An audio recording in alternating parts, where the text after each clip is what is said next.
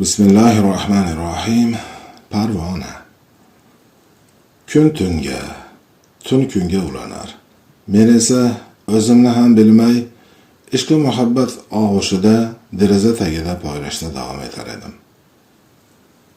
Ishq va muhabbat meni tilga pora qilib yuborgani rost-ku, lekin sevgilim yo'lida men chekkan mashaqqat, men totgan zahri zaqqum o'zimga boldek shirin sharbat bo'lib tuyular edi.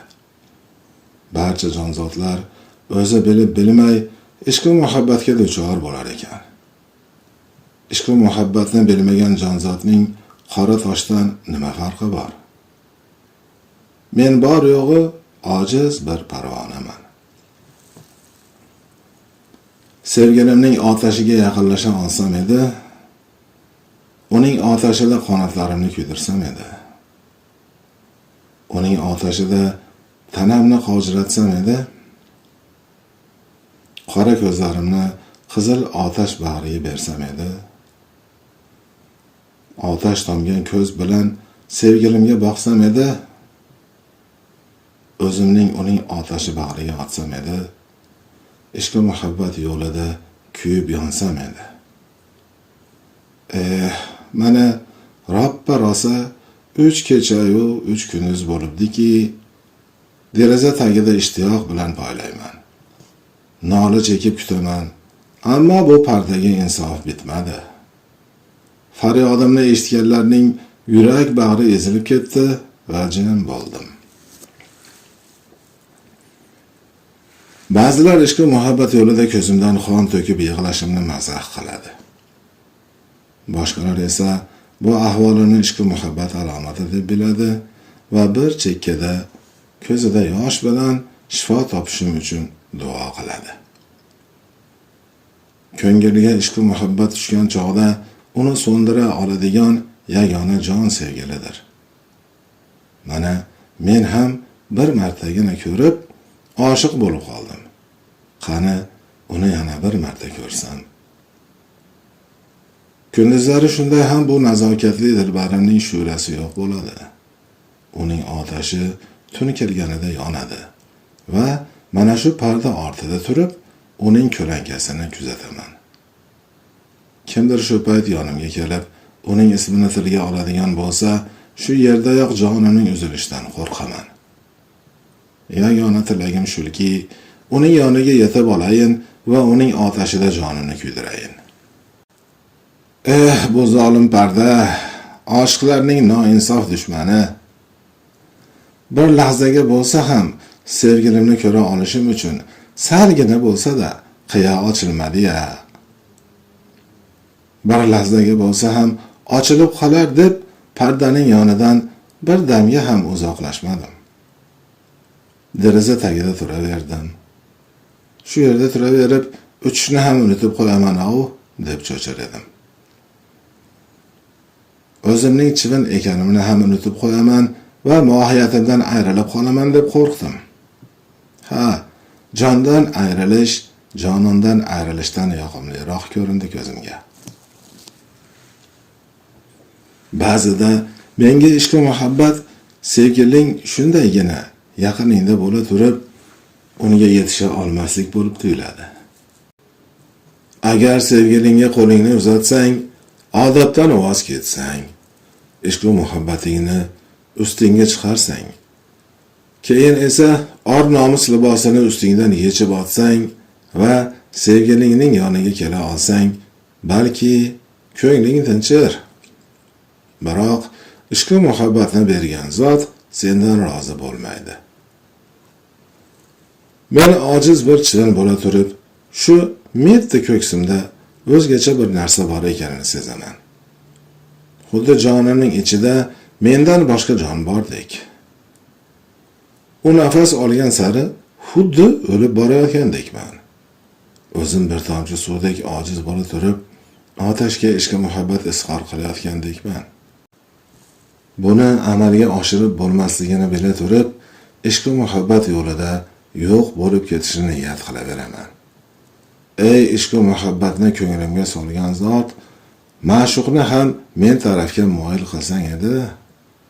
Qani u zotning oshiqlari ham bu dunyoda hukmdor bo'lsa, ya'ni Allohning, ularning jonini ishq va muhabbat kuydirmasa, qonlari bu yo'lda oqmasa edi, qani o'sha gulchehrani menga nasib qilsang edi, ojiz tanamga jon kirib ketgan bo'larmidi? Ishq va muhabbat tomoniga uchganim, qanotlarimni shu yo'lda kuydirganim evaziga hech yo'q sevgilim mening bor ekanimdan xabardor bo'lsa edi. Oh sham, o'z otashi bilan ko'nglimni isitgan sham, sari qomat badaning bilan ishq va muhabbat og'ushiga solding meni. Ey ishq va muhabbat o'rkasining pokiza tanli malikasi, mana shu ostonada quldek turgan mendek g'aribga chehrangni bir martagina ko'rsatsang edi. Meni ojizgina bir chivin deb aziyat beraverasanmi axir? Mening bor ekanimdan, ko'ksimda otash yonayotgan ekanidan xabaring bormi o'zi? Sening ham ishq va muhabbat otashidan xabaring bormi? Ishq va muhabbatning otashi bor ekanini bilasanmi? Darvozang tagida yana qancha kutaman? Ostonangni qancha vaqt ko'z yoshlarim bilan yuvaman? Qancha vaqtgacha faryodimni eshitganlarning ko'z yoshi to'kiladi? Oy chehrangni menga bir marta ko'rsat va gurillab yongan otashingga nazar solib, shu yerda halok bo'layin. Ilgari hech narsani bilmas edim. Ishq va muhabbat borasida savodsiz edim.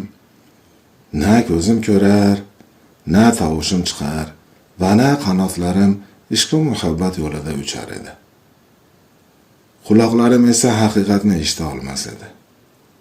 Ko'zim senga tushgan chog' ishq va muhabbatning ovozini eshitdim. Mening bir tomchigina qonimda sen ishq va muhabbat timsoli eding. Ojizgina jonimda ishq va muhabbat alomati bo'lding. Men azaldan senga oshiq edim. Biz azaldan birga edik. Qachon oramizga ayriliq tushib, bir-birimizdan uzoqlashdik. Bu yerga qanday qilib kelib qolding? Qanday qilib menga ishq va muhabbatni o'rgata olding? Ey sham, chehrangni bir marta bo'lsa ham ko'rsatgin va men qanotlarimning changini ketkazayin. Mana menga ishq va muhabbat sen tushadigan maydon emas demoqdalar. Ahir oshiq bo'lishni o'zim so'rab olganim yo'q-ku. Aqli joyida bo'lgan jonzot o'zini o'z qo'li bilan otashga otadimi? Bila turib o'zini yoqib yuboradimi? Men seni mo'ljal qilib bu o'lkaga kelganim yo'q. Ishq va muhabbat shamoli qanotlarimni mana shu tomonga burdi. Agar senga ko'zim tushmagan taqdirda ham ishq va muhabbating baribir qayerda bo'lsa ham ortimdan qolmas va albatta meni izlab topar edi. Ey ishq va muhabbat dardiga o'zi shifo ato qiladigan zot, menga bu yo'l sendaqalarning yo'li emas demoqdalar. Bu gaplari bilan ular jonimni sug'urib, o'zimni tuproqqa ko'mayotgandeklar. Ular mening ko'nglimning tilsini o'zimning qo'limda deb o'yladilar chog'i.